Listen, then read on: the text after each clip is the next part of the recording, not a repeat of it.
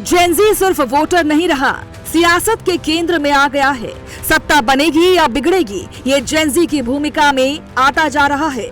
सभी राजनीतिक दल ये अच्छे से समझ रही है कि युवा शक्ति की ताकत जिसके हाथ में होगी वो सत्ता के करीब पहुंचेगा। उत्तर प्रदेश के मुख्यमंत्री योगी आदित्यनाथ का फोकस इस समय जेन ज़ी पर टिक गया है।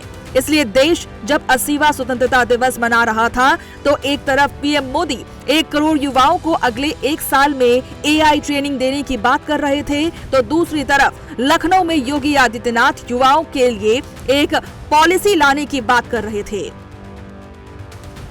आज का जेन ज़ी सपनों से भरा हुआ है, संभावनाओं को तलाश रहा है, जहां वो अपने ख्वाबों को पंख दे सके और आगे बढ़ सके, क्योंकि संकल्प का कोई विकल्प नहीं होता। इसलिए पीएम मोदी हो या मुख्यमंत्री योगी आदित्यनाथ, दोनों का संकल्प है कि देश के युवाओं को सशक्त बनाया जाए और हुनरमंद बनाया जाए। जल्द ही यूथ पॉलिसी होगी launch. AI, machine learning, semiconductor, robotics, startup.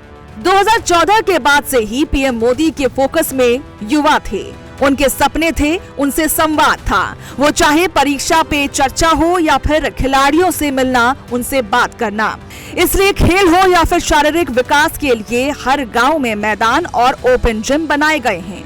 पर सवाल ये भी है कि सोशल मीडिया पर एक्टिव रहने वाला जेन ज़ी को संयम सीखना होगा। ये कैसे होगा? कौन से राजनीतिक दल इसकी जिम्मेदारी लेंगे ताकि संविधान से चलने वाला देश और लोकतंत्र की गरिमा तार तार ना हो?